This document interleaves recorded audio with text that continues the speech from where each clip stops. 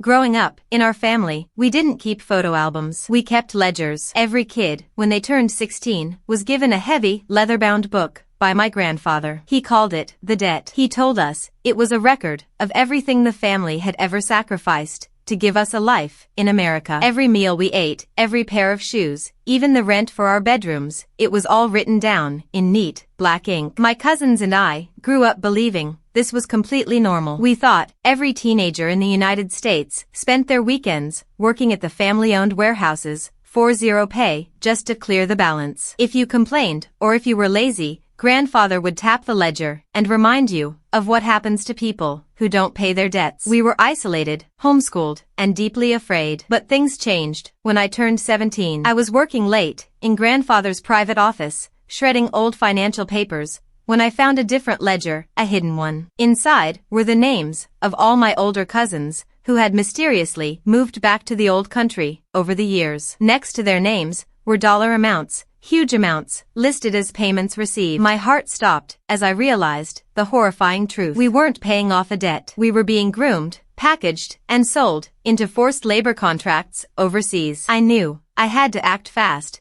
before my name was next on the ledger. That night, using an old burner phone, I left a tip for the federal authorities. I used the exact, specific words I had seen on a public library poster weeks prior, words like trafficking and coercion. The next morning, at breakfast, the front door was kicked open. Federal agents swarmed the house. Grandfather looked at me, his eyes burning with pure fury, as the handcuffs clicked into place. I was finally free, but the look in his eyes tells me this debt is far from settled.